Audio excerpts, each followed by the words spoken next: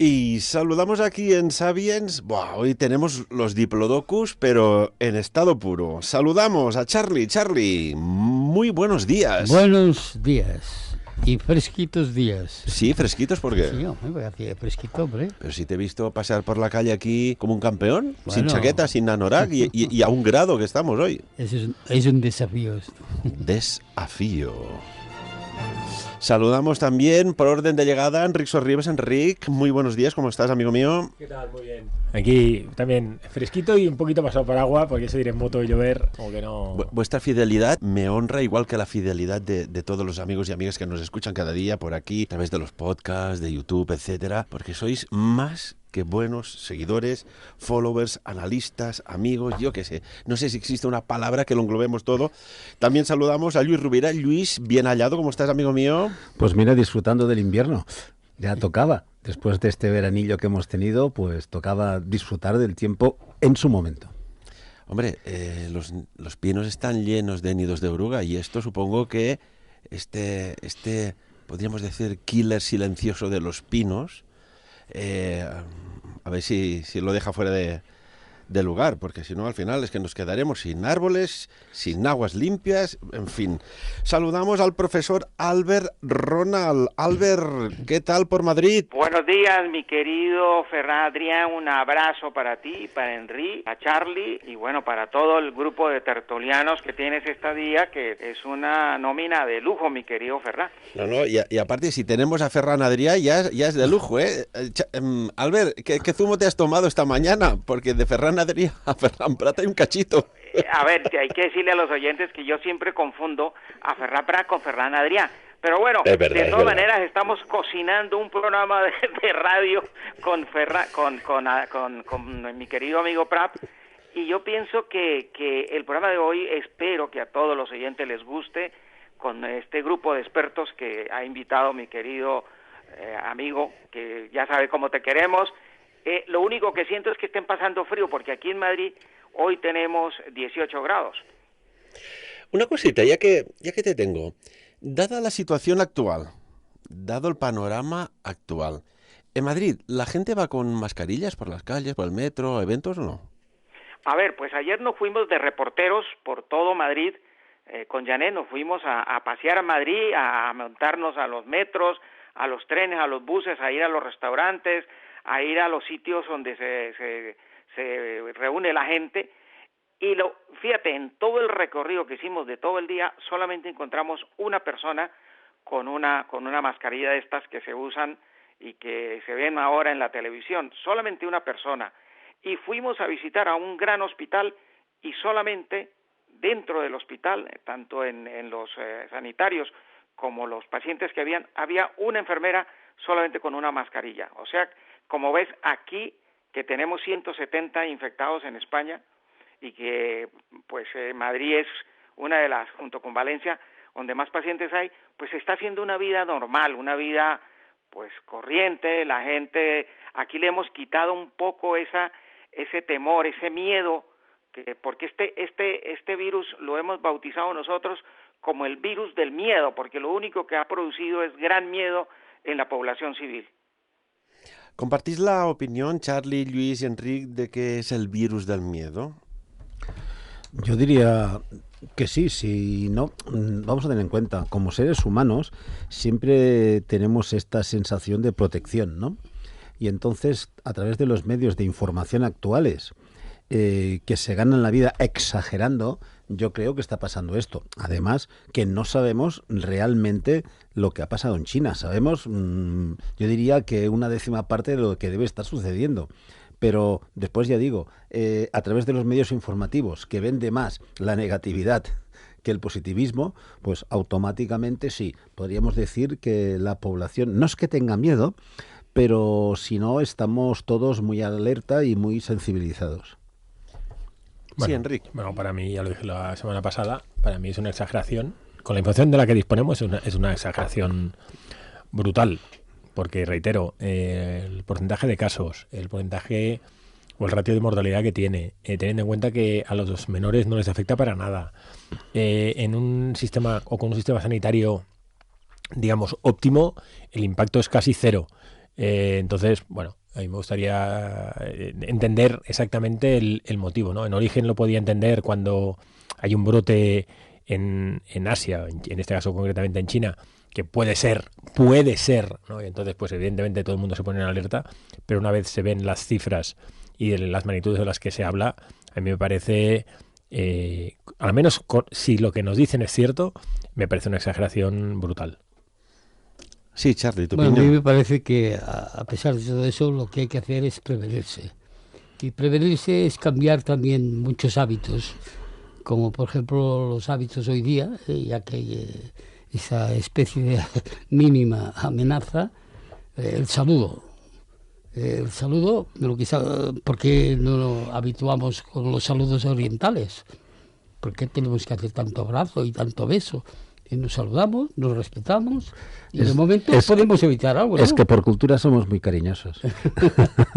Hombre, Charlie, yo te he visto hace nada, esta mañana, saludar con un saludo pues tipo hindú, tipo budista, a unas chicas que te estaban sirviendo un café. Esto Es simple precaución esto, ¿no? antes les Nada dabas más. 2 besos y ahora haces así como tipo namaste. Pues, ¿por qué no? Es Y un así signo, evitas tocar. es un signo de respeto, ¿no? También, y exactamente igual, ¿no? Bueno, la verdad es que esto o nos acostumbramos a ser un poco más limpios o esto de dar la mano ya, ¿no?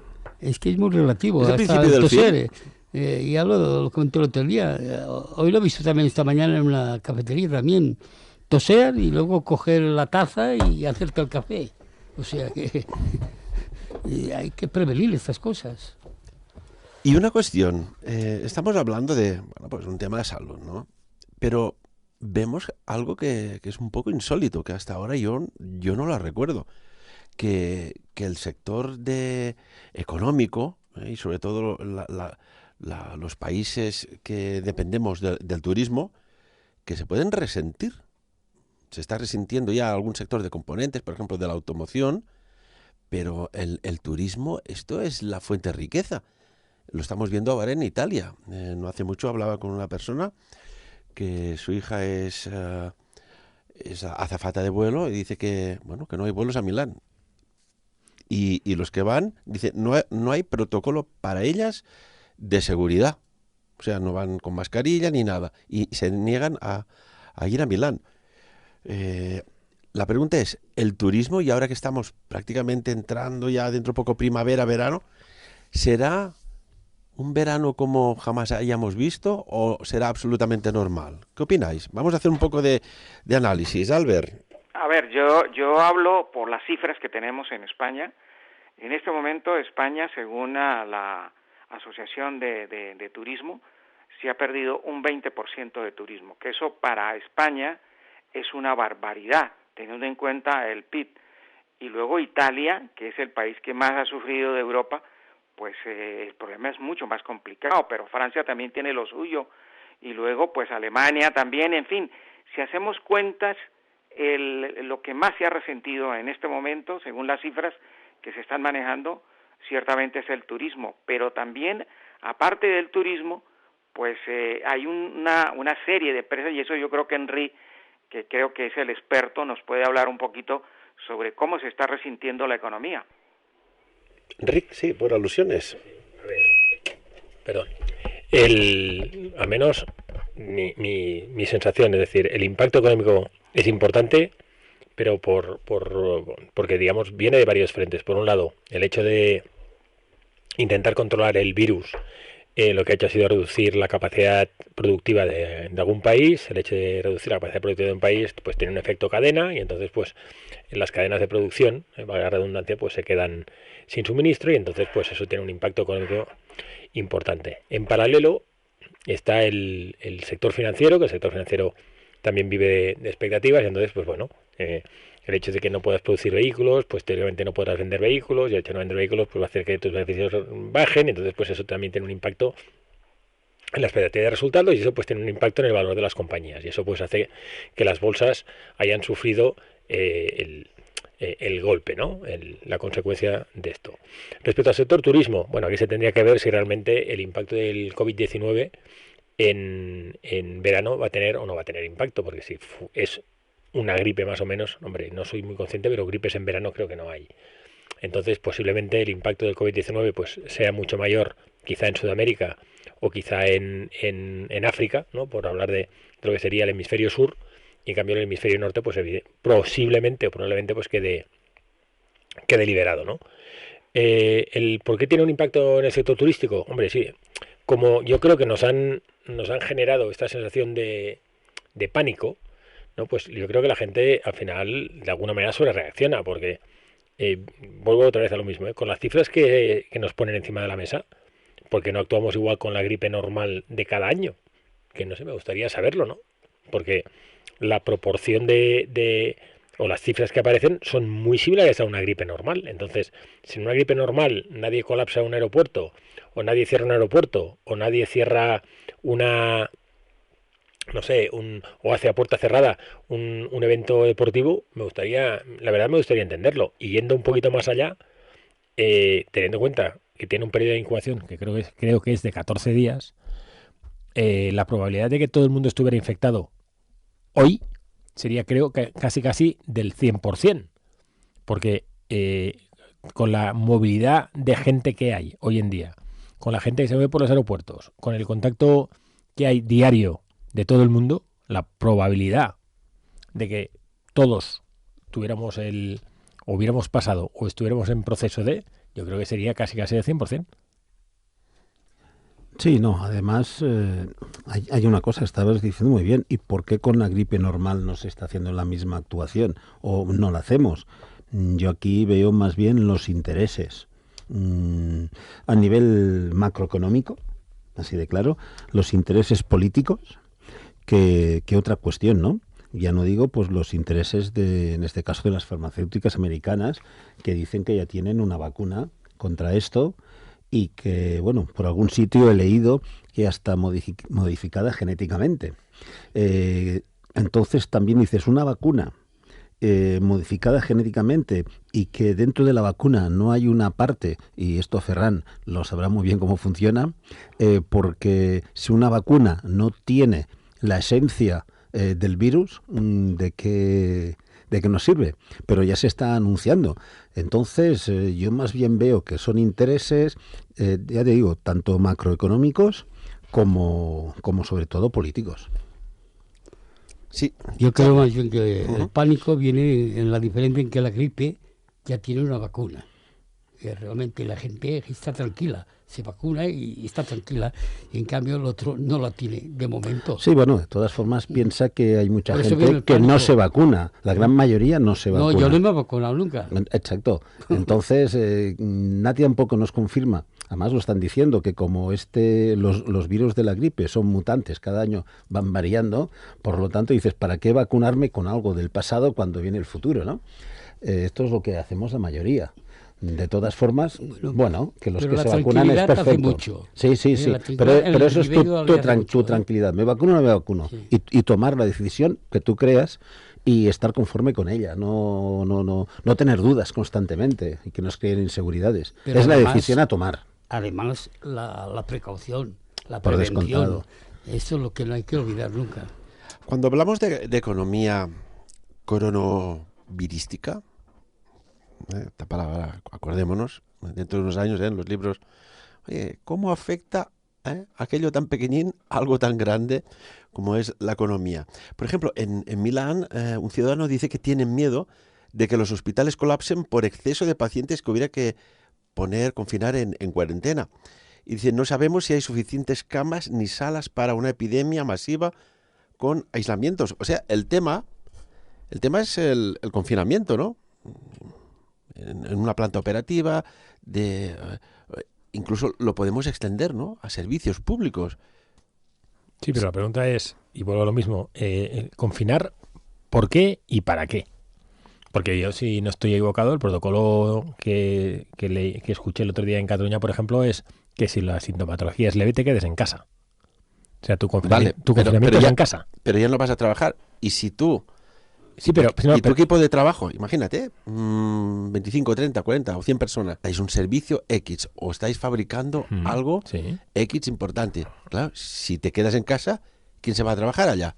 Sí, pero entonces, reitero otra vez y pongo el símil de la gripe.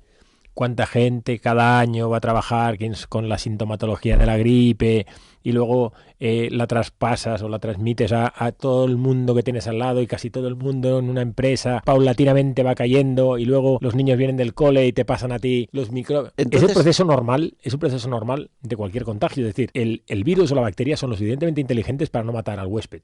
Y lo que buscan es saltar de huésped.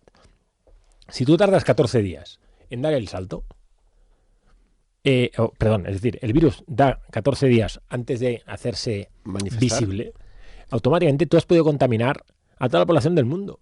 Entonces, el problema de esta sobreactuación, y esa es mi opinión, es que al final se genera un pánico y somos capaces de colapsar un sistema económico en base a eso, porque claro, pongamos el ejemplo de la radio, los que estamos aquí, si pasara algo, automáticamente cierras la emisora, porque tú has estado en contacto con cualquiera. Pero es que cuidado, luego en el hospital tienes el mismo problema, y yo tengo el mismo problema en mi empresa, Luis tiene su problema en su empresa, Charlie tiene... Es decir, al final, la onda expansiva es tan grande que la solución que es cerrar el país. Durante una semana colapsando el país, nadie produce nada, nadie hace nada, nos alimentamos de lo que tenemos en casa, espero que todo el mundo tenga arroz y pasta y seamos capaces de cocinar, ¿no? Y que las máquinas funcionen bien y nada se rompa, porque como caiga la corriente eléctrica, como no va a haber nadie que la pueda arreglar, tendremos un problema. Yo supongo, Enric, y analistas, que esto ya a altas instancias gubernamentales se ha planteado este posible escenario. Oiga, es que hay mucha gente que no va a trabajar y hay áreas de trabajo que quedan vacías. ¿Cómo se gestiona esto? Bueno, yo me hago otra pregunta. ¿Estamos seguros de que no hemos tenido todos una sintomatología del COVID-19 y ha sido tan leve que no nos ha afectado? Porque, a ver, ¿alguien se cree que no haya menores afectados? Pues claro, es decir, es que quizá no hay menores afectados porque su sistema inmunitario es tan potente con todo lo que corre por los patios de los colegios que al final el COVID-19 en ellos no tiene impacto. Entonces, yo como no me creo que el virus sea selectivo a ese nivel, a no ser que me demuestren que hay algún código genético en los niños que no tengamos los adultos, el juego es este. El problema, yo creo, también está en que esto en personas sanas quizás no tenga influencia, pero en personas de cierta edad o con enfermedades son las que pueden provocar que ocurran estos accidentes. Ahí está el problema. No, es que sobre esas personas es sobre las que se debería actuar. Si una persona tiene neumonía, que es muy común hoy día, es lógico que estos virus pues ataquen más directamente, sin necesidad de vacunas. Sí, pero por eso digo que lo importante es no crear pánico o no crear histeria, porque entonces, ¿qué pasa? Si tú colapsas el hospital, quien realmente necesita el servicio médico, que es esa persona de una cierta edad o que ya tiene una causa anterior, con lo cual el coronavirus tiene más riesgos, pues esa persona igual no va a tener tratamiento, porque entre todos hemos colapsado el hospital. No se trata de eso, se trata precisamente de, oiga, el que realmente lo necesite, que utilice el sistema, pues el sistema estará preparado para eso, pero dejemos trabajar al sistema, no lo colapsemos. Ahí está el detalle que dices que con los críos no ocurre. ¿Por qué no ocurre? Pues están sanos normalmente. Sí, pero es que yo creo que el COVID-19 a nivel de virus, creo, y no soy médico, no tengo ni puñetera idea, pero a mí, que los niños no tengan nada, teniendo en cuenta que los niños son uno de los principales vectores de transmisión. Unas defensas muy fuertes. Pero ¿por qué? Porque en el colegio se están pasando el mismo constipado durante todo el año. O sea, al final has creado un sistema anticuerpos brutal. Claro. Entonces, yo creo que el COVID-19 no debe tener la fuerza suficiente de lo que se deben meter en el patio. Entonces, como su sistema inmunológico es tan fuerte, no tiene ningún impacto. Entonces, ¿a quién le impacta? Pues por orden. Oye, cuanto menos defensas tengas, por poner el ejemplo de los médicos. Claro, los médicos, los dos médicos, sobre todo el de China que se muere, hombre, es que ese señor lleva una semana sin dormir. ¿Cómo está su sistema inmunológico? Está por los suelos y encima está en un hospital donde supongo que no solo hay el COVID-19, hay N.000 virus. Hombre, claro, entonces, con la suma de todo, hombre, claro, si a ti te ponen en medio de un foco vírico y encima no te dejan comer y no te dejan dormir, claro, posiblemente yo creo que hasta Superman cae. Entonces, claro, yo creo que se debería ser, a nivel global, un poco serio.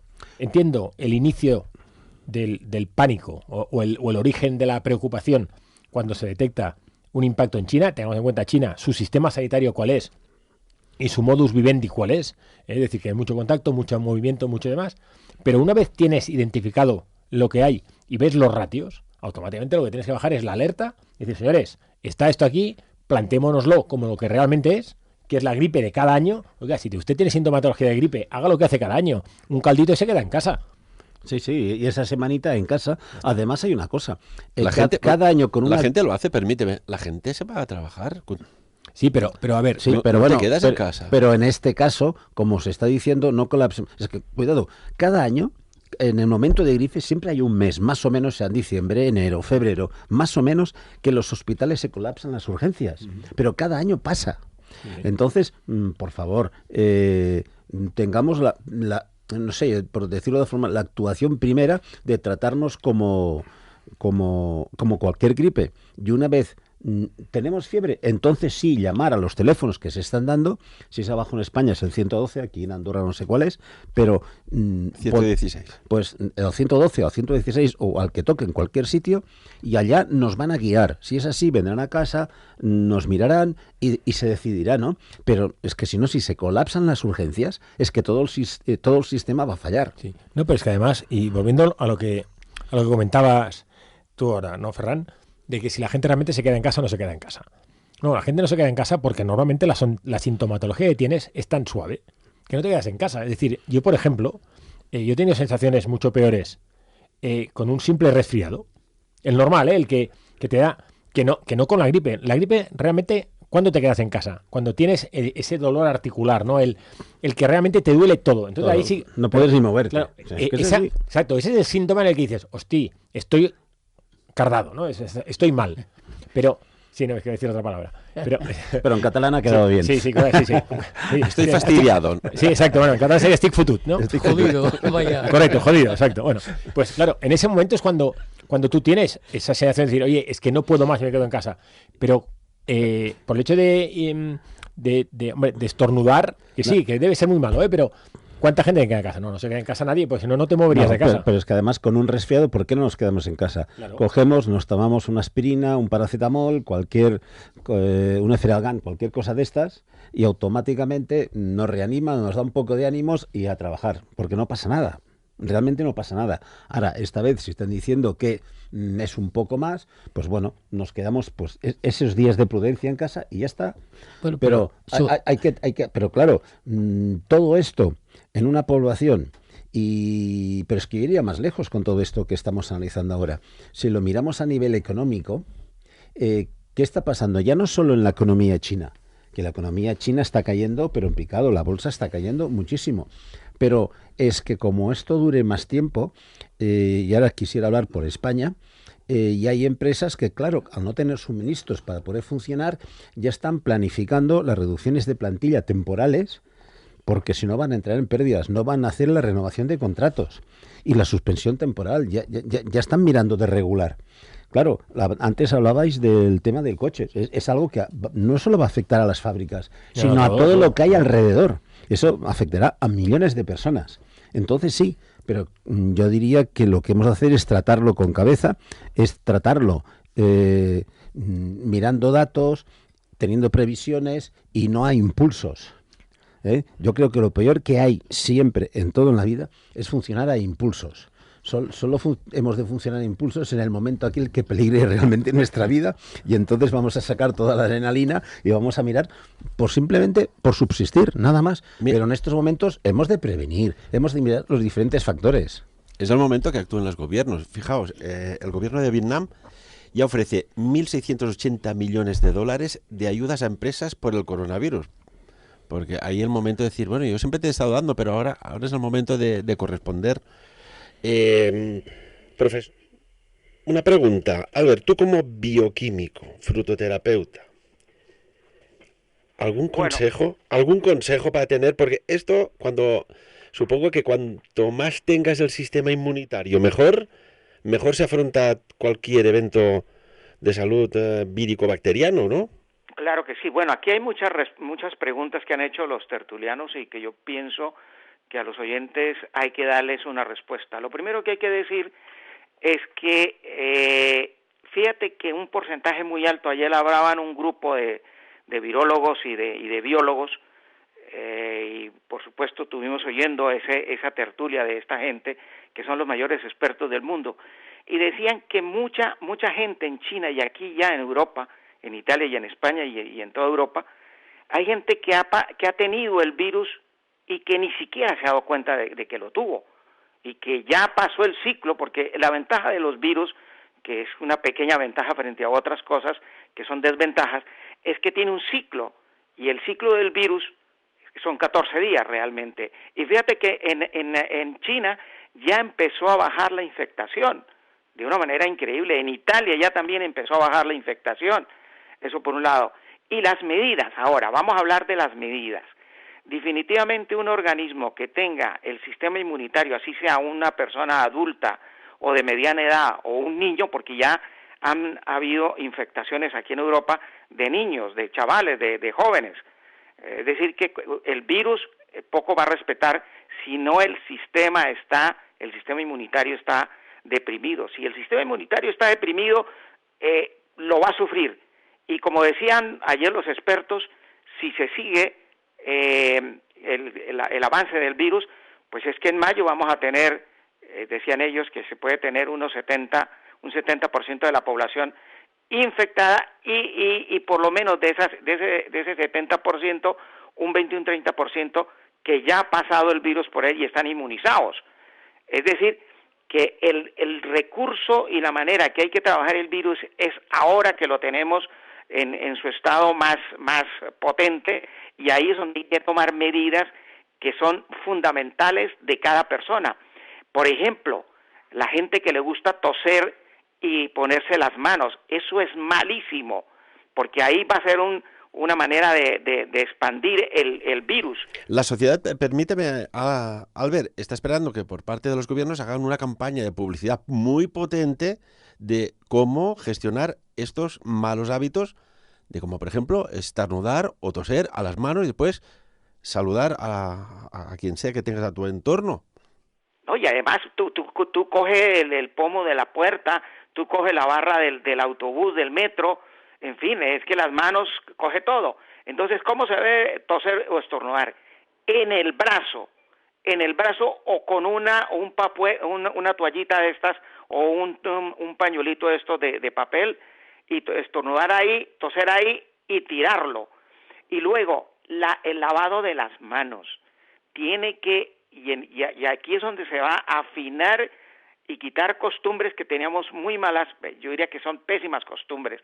Es que mínimo hay que lavar las manos por lo menos 4 o 5 veces, pero es que ni siquiera sabemos lavarnos las manos para una emergencia como esta, porque la gente llega y mete las manos debajo del chorro del grifo y si acaso un poquito de jabón y ya se secó y para afuera. No, el lavado de manos es vital aquí, tiene que meter las manos en el agua, luego enjabonar muy bien, restregar la palma de la mano entre los dedos, luego las puntas de los dedos, es decir, la yema de los dedos, limpiar dentro de las uñas, que aquí es otro reservorio de cualquier bacteria y cualquier virus, y luego la parte de arriba de la mano, es decir, la parte posterior, limpiarla con jabón y luego con el chorro y luego secar con una toalla, ojalá de papel o con estos aparatos de calor.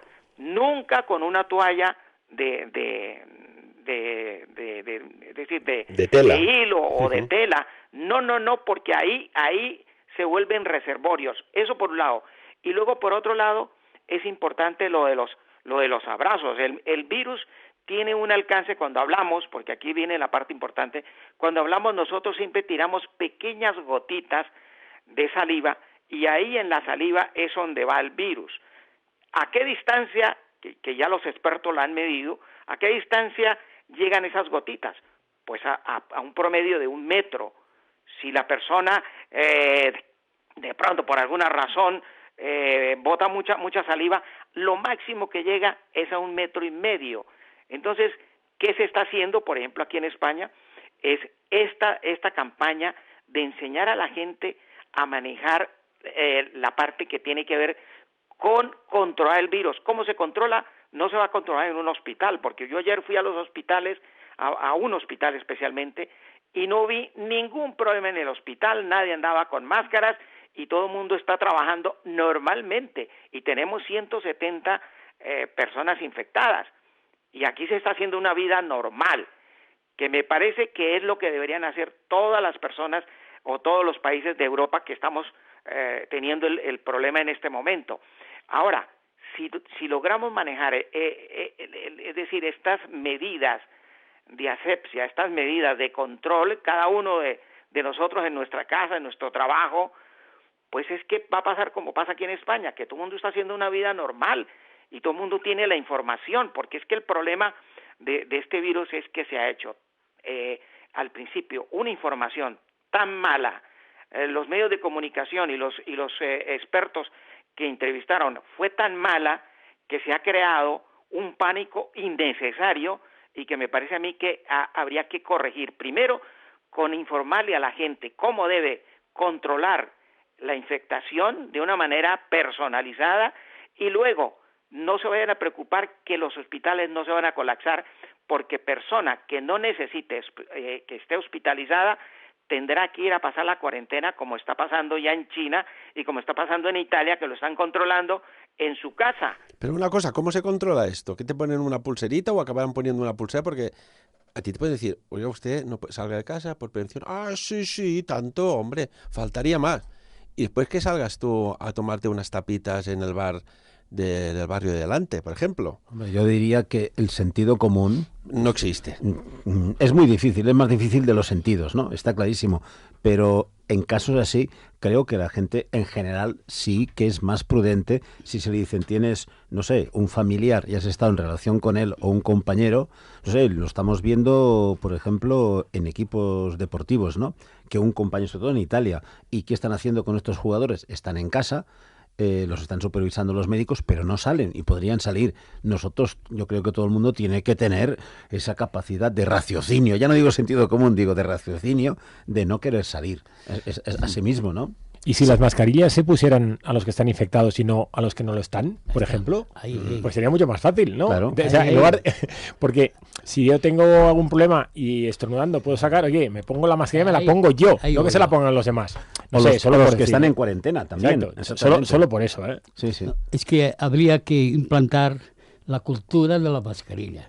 No la mascarilla como necesidad, sino como un hábito. Sí, yo estoy resfriado, me la pongo para no pasarlo. Exactamente, Claro, no pasa nada. No pasa nada. Y si queréis, pues no sé, alguien se podría, no sé, inventar la mascarilla de colores. Mira, Sí, Charlie, ¿por qué con no? dibujos, ¿Por qué no? me has leído el pensamiento, ¿eh? Esto diseñas una mascarilla así chula, de diseño, y que la lleven un par de actores tipo Brad Pitt, uno de estos, y una tal, y entonces se pone de moda y es normal. Una cuestión, no quería acabar el programa de hoy sin hablar de algo que es muy intrigante.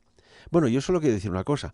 Supongo que se investigará el foco, el origen, y que alguien algún día nos dirá que esto se generó, este virus, una mutación de forma normal. Porque si hubo ingeniería genética vírica, ¿con qué finalidad? ¿Puede ser que países pidan daños y perjuicios a un tercer país porque allí se hizo algo que oficialmente no se tenía que hacer? ¿Habrá una investigación global? No, pero a ver, yo solo me gustaría acabar con algo positivo de todo esto. Es que al final la ventaja, por sacarle algo positivo, es que el nivel de CO2 del mundo y de partículas ha bajado radicalmente. O sea, solo con un mes, oye, nos estamos poniendo en una situación que vale la pena igual de, oiga, pues mejor tenerlo recurrentemente, ¿no? Aunque solo sea por evitar... Para prevenir, ¿no? Exacto, solo por el tema medioambiental. Sí, pero además vale la pena. Quien más ha parado toda la producción es China. Por eso. Pues sí. imagínate, ahora sí que tenemos datos reales de lo que contamina. Aquí hay picado. Y contestando a lo que decía Ferran, la información real no la vas a tener nunca. La primera culpa se le asignó al pangolín. Habrían dicho que el pangolín no es. No es. Porque el pangolín era muy difícil, porque con todo lo que tiene de escamas, hombre, yo no sé si los murciélagos iban a sacar mucho de ahí, ¿no? Porque decían que era una transmisión de los murciélagos. Y yo creo que, bueno, como la mayoría de virus no sabemos lo que hay. Entonces, bueno, que si ha podido ser alterado genéticamente o es original per se con una mutación natural, Tengamos en cuenta que de aquí 4 días tendremos todo el problema del permafrost, que ese sí que será bastante peor, y ahí no hará falta que nadie genéticamente manipule nada. Entonces, entre el permafrost y de lo que vamos a tratar ahora, hay un proyecto, y casi que esto no se ha hablado en prácticamente en ningún lugar. Pero ya hay un proyecto, atención, de cerrar con diques descomunales el norte de Europa ante la subida del mar. Estos diques estarían entre el norte de Escocia y Noruega y entre Francia y Gran Bretaña, y que podían proteger de la subida del mar, pues imaginaos, a una cantidad de millones de europeos, estamos hablando de 25, 30, 40 o más millones de europeos que viven ahora en las llanuras costeras del Mar del Norte. Este proyecto ya está sobre la mesa.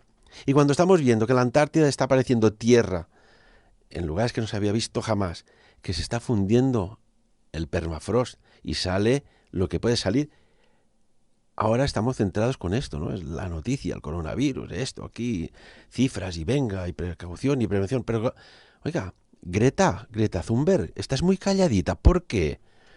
Albert, algo extraño se está cocinando ahí. Sí, y quiero comentarle algo que es muy importante que los oyentes sepan.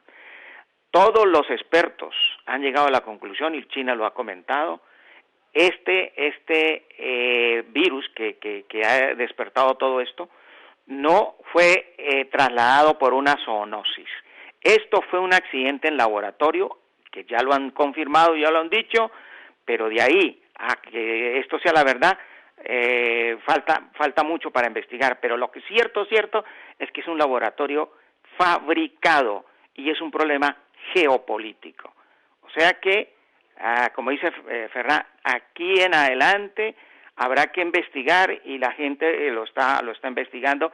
Y respecto a las mascarillas, Macron en Francia ya prohibió vender las mascarillas y que solamente las va a usar el sistema sanitario de Francia, no la gente. La otra pregunta que no nos perdonaría a los oyentes de contestarla.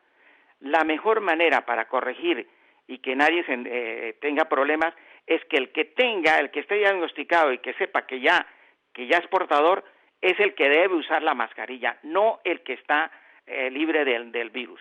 Eso es lo que se está haciendo y eso es lo que ha dado buen resultado. Y respecto al medio ambiente, mi querido Ferran, hay cosas sorprendentes que están sucediendo. Y lo que tú cuentas es cierto. Hay reuniones y ya están hablando de dinero. ¿Cuánto valdría ese proyecto? Pero no solamente ahí, también están hablando de otras partes de Europa que pondrían famosos diques para contener el problema del mar, porque fíjate lo que está pasando en Venecia, que ya han tenido unas inundaciones en épocas que nunca se habían dado, y eso es por lo que está sucediendo frente al cambio climático. Sí, Enrique. No, gracias, Ronald. No, es que yo iba a hacer el mismo punto que ha hecho Ronald, ¿no? Es decir, en el momento que tú, digamos, proteges el mar del norte, el mar Báltico y toda esa zona, muy bien. ¿Y el resto de áreas cómo lo vas a proteger? Pues claro, es decir, la zona costera de Francia, que no quede cubierta por el dique, ¿cómo la vas a cubrir? Y la zona de la costa oeste de España, ¿cómo la vas a cubrir? Y luego el Mediterráneo vas a poner otro dique para que no entre, y luego vamos a poner otro en el Mar Rojo para evitar. Es decir, al final el tema de los diques es muy bonito, pero eso lo puedes hacer, por ejemplo, como se hizo en los Países Bajos, el famoso, el Gran Dique, que está en La Haya. Ahí sí que puedes jugar, ¿no? Por eso pero en áreas muy pequeñas. En áreas muy pequeñas, y estás protegiendo, digamos, un terreno cerrado. Claro, en el momento en que tú te plantees un macroproyecto de no sé cuántos kilómetros son, y que en este caso va de Escocia, bueno, o sea, cubre toda esa zona, la pregunta es, al menos mi pregunta, primera hora es, después del Brexit, ¿va a jugar con Escocia y el Reino Unido o va a quedar fuera, ¿no? Esa sería una jugada, pues igual lo tienes que cortar en otro sitio, ¿no? En la zona de los fiordos, pues igual coges los fiordos, bloqueas fiordos y se acabó, que no lo sé, ¿eh? Ya volvemos en quién se va a llevar el dinero de todas estas inversiones. Sí, así de claro, es que es un juego económico, político, geopolítico, ya vemos lo que queramos. Lo que sí hay que hacer es aceptar de una vez por todas lo que está pasando, dónde vamos, que son ciclos, aparte de que nosotros estamos influyendo, pero son ciclos naturales de la misma naturaleza también. Ya en el pasado ya los hemos tenido, y durante más de 100 años. Solo hay que mirar un poco la historia.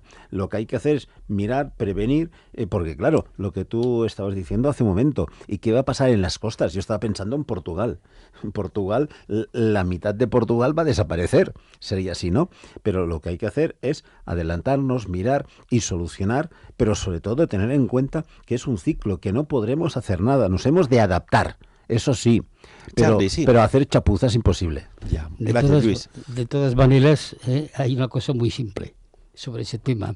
Si el río siempre vuelve a su cauce, ¿cómo no va a volver el mar? Hombre, por favor. ¿Recordáis que comentamos aquí hace unos años de un descubrimiento de, bueno, lo que es Inglaterra, Países Bajos, Bélgica, Alemania, que hubo tierra, y tampoco hace tanto, en el año 8000 a.C., había tierra, y subió el nivel del mar a una velocidad tremenda que incluso se llegaron a encontrar árboles abajo aún, restos de árboles, evidentemente muy deteriorados, que se le puso el nombre de Doggerland. Mallorca y Menorca en el año 10.000 a.C. se iba caminando. Esto de las subidas del mar es una cosa muy seria. En el Golfo Pérsico, abajo, hay estructuras de casas y viviendas construidas de su época. Y cuando sale a la luz este megaproyecto que me recuerda al muro atlántico de Hitler cuando quería evitar la oleada, el ataque de los aliados a Europa, me recuerda a un muro de estos prácticamente que no sirve para nada, en definitiva. No, además vamos a tener en cuenta de entrada una cosa que es muy importante. Vamos a pensar en la separación de los continentes, el por qué. Pues por las fallas, por los diferentes movimientos que hay sísmicos, etcétera, etcétera. Pero es que además de esto, cuando se produce esto tan bestial, entonces además lo que es el punto exacto del polo del eje de la Tierra siempre varía. Y entonces automáticamente es cuando hay glaciaciones y desglaciaciones. Pero son ciclos de 100 años, de 200 o un milenio. Pero son ciclos. Y ante esto no vamos a poder hacer nada. Vamos a cambiar hábitos de vida. Va a haber traslaciones masivas de población y ciudades que van a desaparecer. ¿No la está viendo ya? Sí, seguro. Pero esto más bien es por geopolítica, actualmente. Sí es cierto que a nivel de movimientos propios, de la defensa propia y de la vida en la Tierra, eso que no vamos a poder influir, los van a ver. Y para acabar, una cosa, todo lo que está sucediendo, desde los países más poderosos, ya sea Rusia, Estados Unidos, están como muy callados. Hay un silencio extraño, Albert. Y nos queda, amigos, 1 minuto de programa. 15 segundos para cada uno, más o menos. O 30, va. Bueno, pues yo pienso que el silencio en América decimos que el silencio otorga. A mí se me hace que todo está muy silencioso, todo está muy callado, pero acuérdense que nada está quieto, todo se está moviendo. Y vayas a saber qué sorpresas tendremos en un futuro bastante cercano de lo que están haciendo estas potencias y de lo que nos van a sorprender y probablemente de lo que nos tendremos que, como decían todos los tertulianos, nos tendremos que acostumbrar. Ahora, ¿cuánta vida va a depender y cuánta vida se va a ir? Pues es que, como bien decía, el problema del planeta, por eso digo que es un problema geopolítico, porque el problema del planeta es que ya tenemos 7.300 millones de personas y eso pesa muchísimo, y sobre todo la población que pasa de 50 años es muy alta, se está envejeciendo la población y es la gran preocupación para los geógrafos, y aquí es donde viene el punto interesante. Punto interesante que, sin decir nada nosotros también, creo que hemos pensado todos absolutamente lo mismo. Charlie, Luis, Enric, Albert, tenemos que irnos a un apunte en 10 segundos. Va, campeón, ¿alguien quiere decir algo? No. Yo de acuerdo con Albert sobre lo que ha dicho de lo de China, que es un accidente que tuvieron ellos y tuvieron que buscar la excusa de los peces o los pájaros estos, ¿no? Exacto. Bueno, yo para acabar diría que todos hemos tenido sentido común de protegernos, adelantarnos y tomar mucha vitamina C, alcalinizar nuestro cuerpo, que es la mejor prevención que podemos tener. Y Enric, para acabar, sí. Bueno, yo creo que al final la teoría de Darwin de la evolución de las especies funciona y el planeta, como ser vivo, también evoluciona, y entonces lo que va a hacer será limpieza general cuando convenga. Y eso es un proceso que se ha hecho con un montón de especies, y el ser humano, pues en ese caso, que también se puede considerar como un virus, ¿no? Pues en ese momento también, pues también tendrá su aquelarre. Albert, nada, 10 segundos, cuéntanos. Bueno, yo soy de los que pienso que estamos en un momento muy importante del planeta, de la humanidad, y pienso que estamos jugándonos el futuro, en cierto modo, y que depende de cada uno de los seres conscientes de este planeta, la gente que tiene cabeza pensante y sentido común, para que esto continúe y podamos dejarle algo a nuestros hijos y a nuestros nietos. Escuchad ya lo que decían en la película Matrix. Y con esto nos despedimos y que cada uno saque sus propias conclusiones. Quisiera compartir una revelación que he tenido desde que estoy aquí. Esta me sobrevino cuando intenté clasificar su especie. Verá, me di cuenta de que en realidad no son mamíferos. Todos los mamíferos de este planeta desarrollan instintivamente un lógico equilibrio con el hábitat natural que les rodea, pero los humanos no lo hacen. Se trasladan a una zona y se multiplican. Y siguen multiplicándose hasta que todos los recursos naturales se agotan. Así que el único modo de sobrevivir es extendiéndose hasta otra zona.